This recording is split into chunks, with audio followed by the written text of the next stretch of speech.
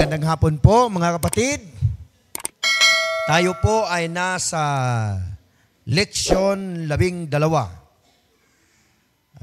Tayo muli ay magpapasimula ng atin pong talakayan sa pambuong isang linggo. At ang atin pong talakayan na ito ay napakaganda dahil pagdating po natin sa araw ng Sabat, tayo po ay nakinabang at mayroon po tayong natutunan. Na ito pong lahat ay naging bahagi ng atin pong paglilingkod sa ating mahal na Diyos. Ayan.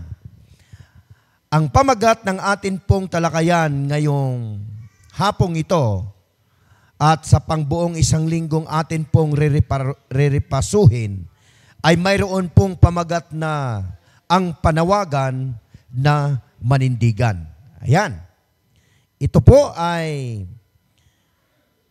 hango at sulat pa din mga payo ni San Pablo para doon sa iglesia ng Epeso at ganon din naman sa atin pong kapanahunan.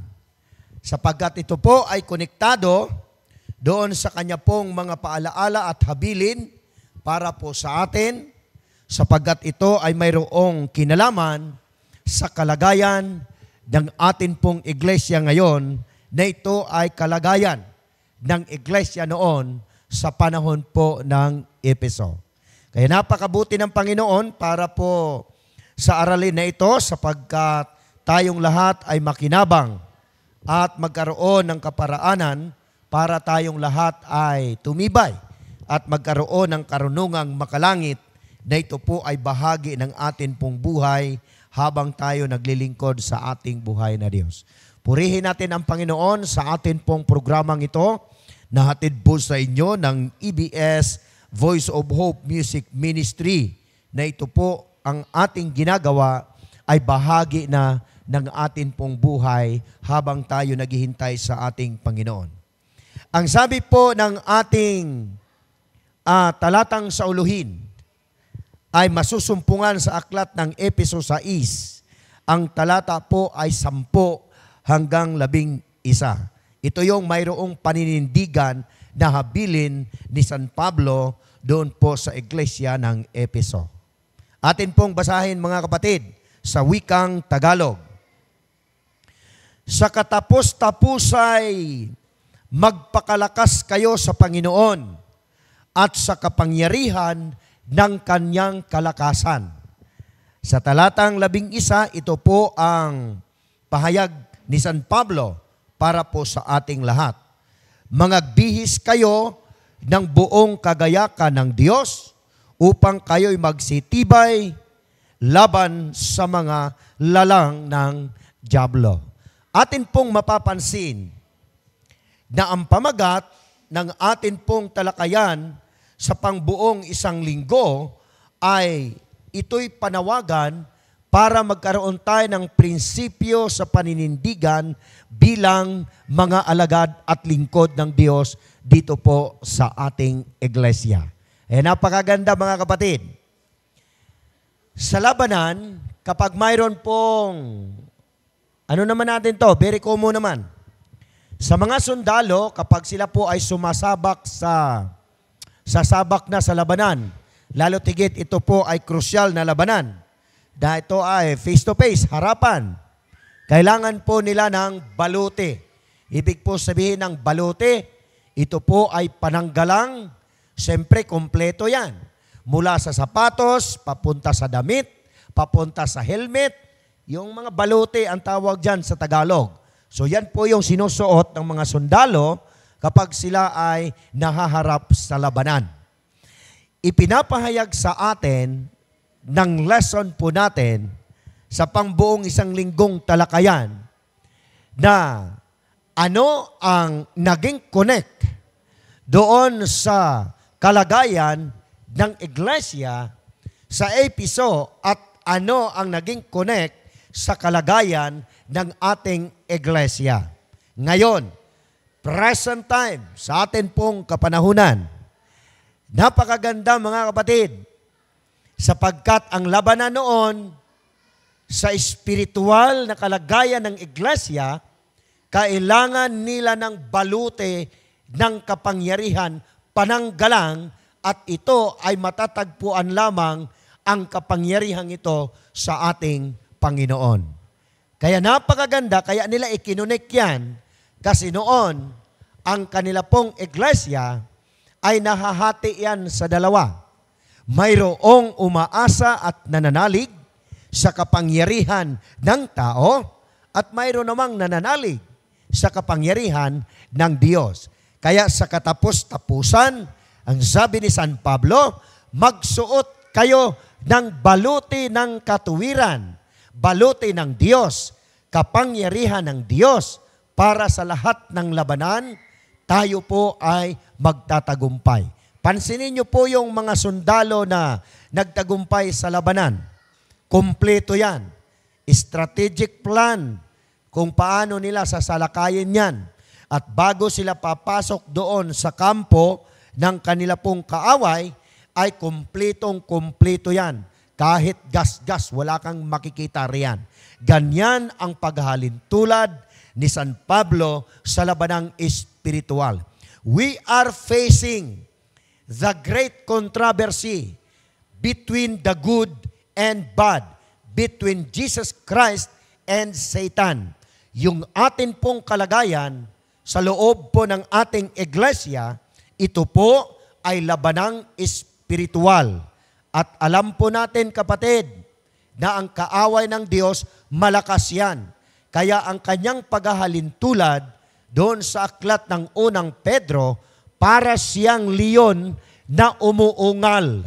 Tandaan natin, kapag para siyang leon na umuungal ang kaaway ng Diyos, tandaan nating mabuti, yung ungal, yung kanyang tunog bilang king of the jungle, linalabas lang niya yan kapag nandoon siya sa kampo niya. Atin pong unawaing mabuti. Kapag ang leon ay umuungal, sa Bisaya pa, sa salitang Cebuano, gangulob. Kapag umuungal yan, nandoon yan sa kampo niya. Ibig sabihin, siya ang hari. Siya ay kinikilala. Pero kapag sasalakay yan, tandaan natin, kapag ang leon ay sasalakay, siya ay kakain ng iba't ibang uri ng hayop. Tahimik pa yan, kapatid. Parang langgam yan na naglalakad. Ganyan ang paghahalintulad ni San Pablo sa kaaway ng Diyos. Kaya para siyang leon na umuungal, na humahanap ng kanyang makakain. Pero on the spot, na siya ay haharap doon sa kikipaglaban doon sa kanyang kakainin, tahimik yan para makuha niya agad ang kanyang gusto. Yan ang tactic, strategy, strategic plan ng leon. Dito sa ating iglesia, ito yon. Kaya pinag-iingat tayo ng Diyos na magsuot tayo ng baluti ng katuwiran ng Diyos.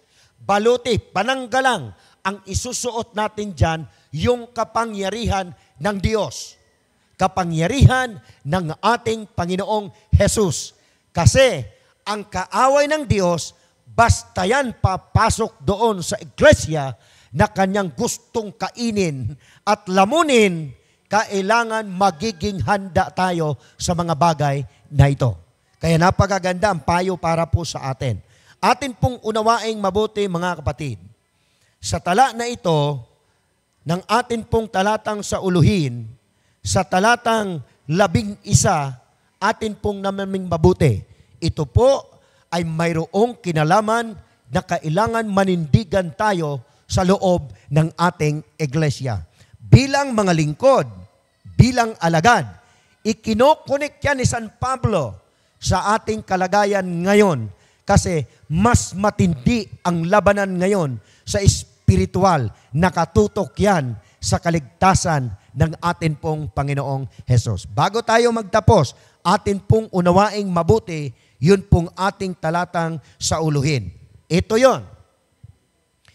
para tayo ay magtagumpay sa kapangyarihan ng kaaway ng Diyos because we are facing in the great controversy in the last time. Ito yung pinakahuli nating labanang pang-espiritual. Tandaan natin, mangagbihis kayo ng buong kagayakan ng Diyos upang kayo'y magsitibay laban. Ayan laban sa mga lalang ng dyablo. The only strength to fight the enemy of God, no other than the power from Jesus Christ. Yan lang ang tanging paraan, wala nang iba. Para tayo ay magtagumpay sa labanang espiritual na papasok sa ating iglesia upang kainin ang mga anak ng Diyos, hindi yan makakakain, kapatid, dahil kumplito tayo sa ating baluti ng kapangyarihan ng Diyos. Yan ang connect ng atin pong lesson sa pangbuong linggong talakayan. Bukas, ang ganda ng ating tatalakayin. Kasi habang tayo'y nandyan sa labanan, nandyan yung baluti ng katuwiran, mayroon tayong mga proseso na ating gagawin para tuloy-tuloy ang tagumpay sa tuloy-tuloy na pakikipaglaban ng kaaway ng Diyos sa bayan ng Diyos. Ulitin ko, mga kapatid, bago tayo mag-closing song. Ang sabi po rito ng atin pong pamagat, ito yung kahuli-hulihang panawagan ni San Pablo na kailangan maninindigan tayo sa loob ng ating iglesia. Paano tayo maninindigan sa loob ng iglesia? Ito yun kanyang ipinayo sa atin. Ating isuot ang baluti, ating isuot ang mga protektor ba na isusuot natin sa ating katawan. Ating isuot ang baluti ng katuwiran. Ito yung katuwiran ng ating Panginoon. Ito yung katuwiran, ito yung kapangyarihan na kanyang ipinapasuot sa kanyang mga alagad, sa kanyang mga lingkod, sa huling kapanahunan. Kasi napakatindi ng ating kaaway, yan yung tinatawag na spiritual warfare. Ganda, kapatid! Kasi habang tayo ay nakikipaglaban sa espiritual, sarili natin yung ating kinakalaban riyan. At yung labanang ito, espiritual, hindi natin ito kayang mapapanaggumpayan kung hindi natin isuot yung baluti ng katuwiran ng ating Panginoon. Yan yung ating lesson sa araw ng linggo. Ating ulitin, panawagan para tayong lahat ay maninindigan sa katuwiran ng atin pong Panginoon. Yan po ang lesson natin sa araw na ito.